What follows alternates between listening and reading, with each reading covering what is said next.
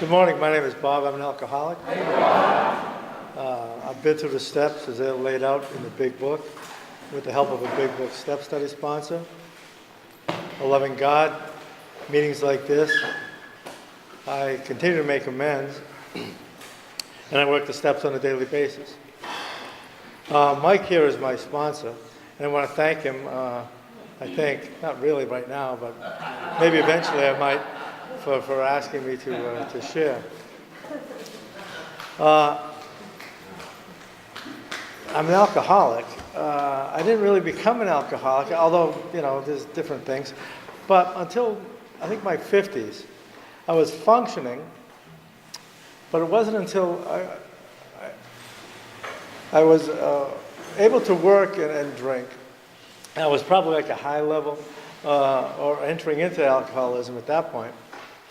But then I lost my job in 2008 and got a good severance package. My wife was working. It was the summer of Bob. I golfed, I drank. It was a beautiful thing.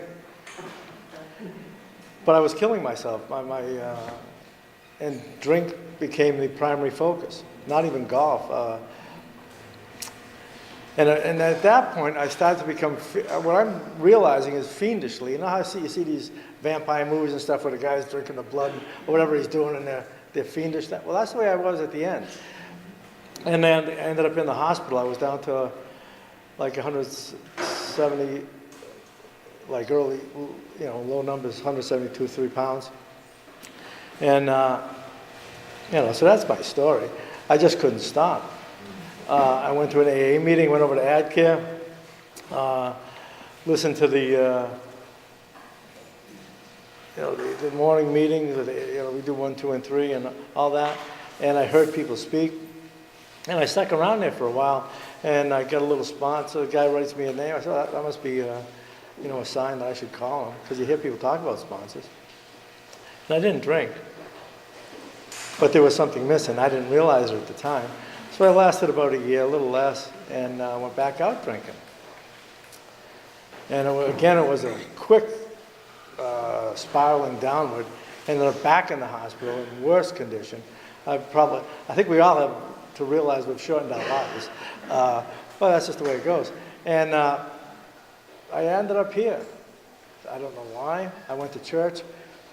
Oh, by the way, I'm a Catholic.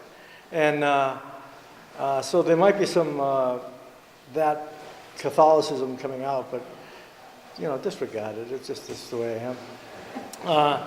So I went to church. I ended up down here. They used to have a meeting, and we still have it, a beginner's meeting, where you could talk. I didn't realize you couldn't talk. I didn't realize the format here, but I liked what I heard, so I kept coming.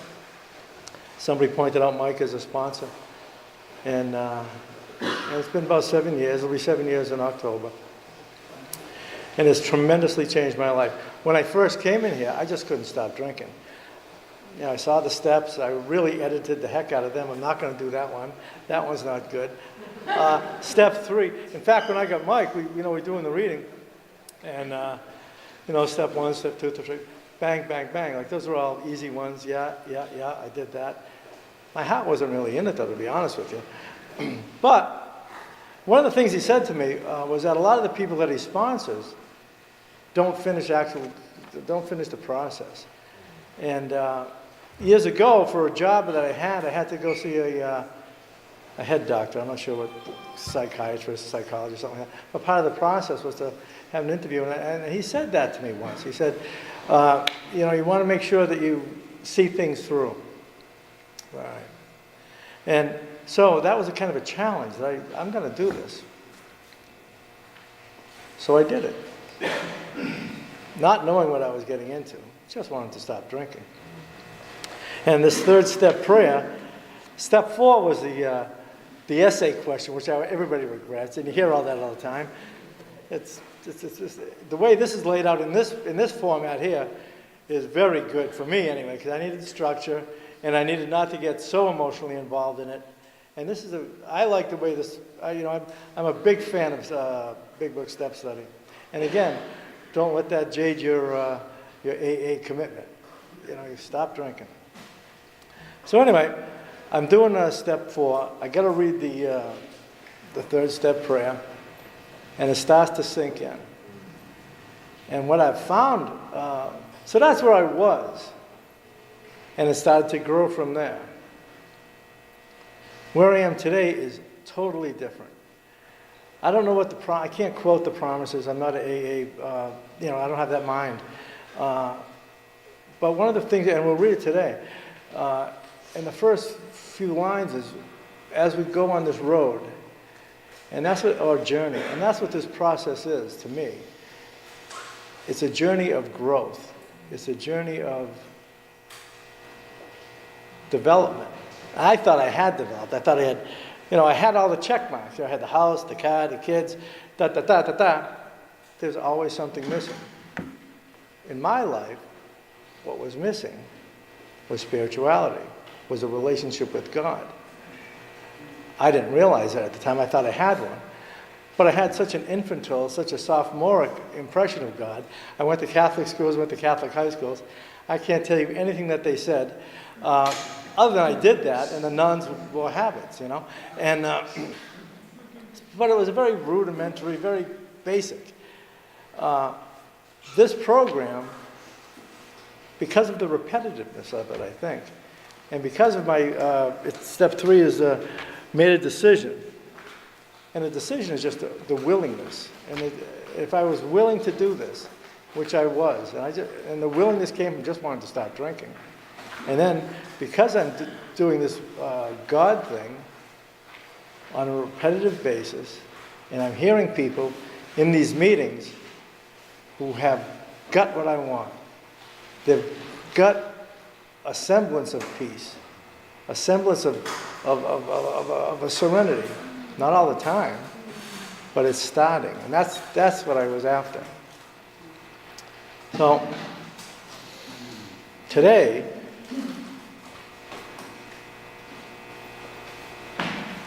the fiendishness and the thirst has switched from self to God.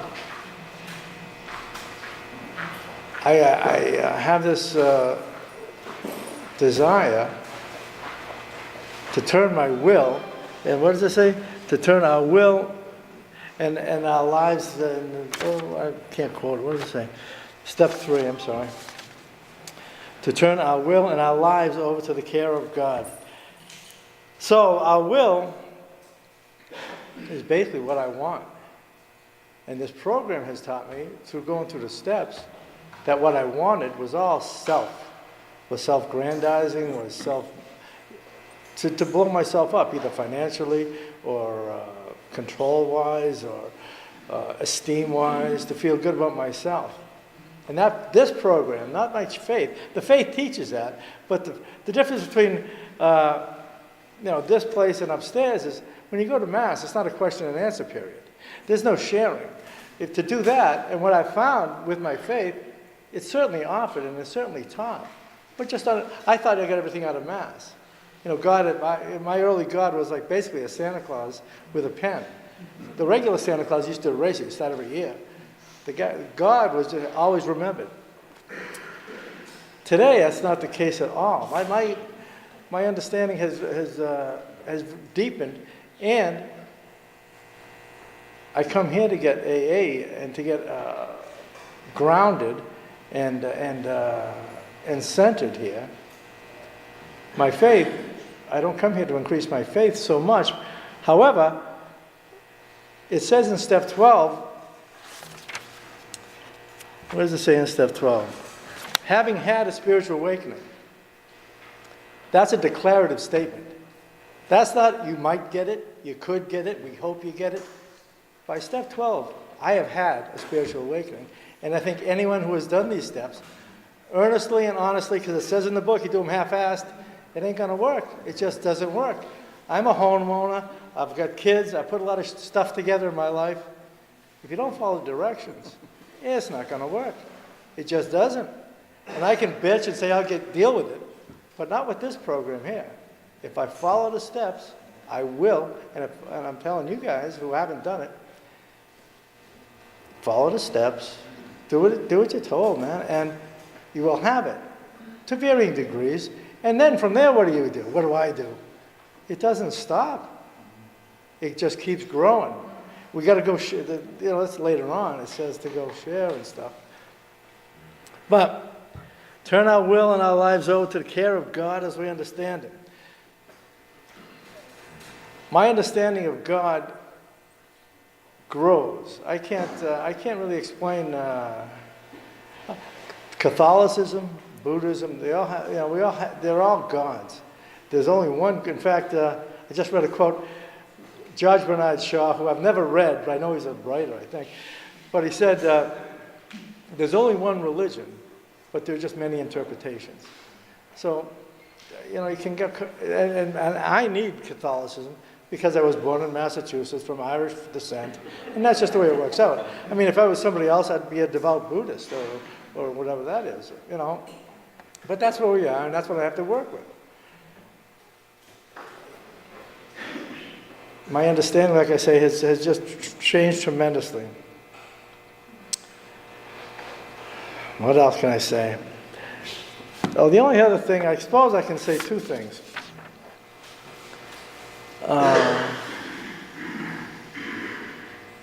Well, I guess the last thing is on page 49. Now, we've bastardized words today.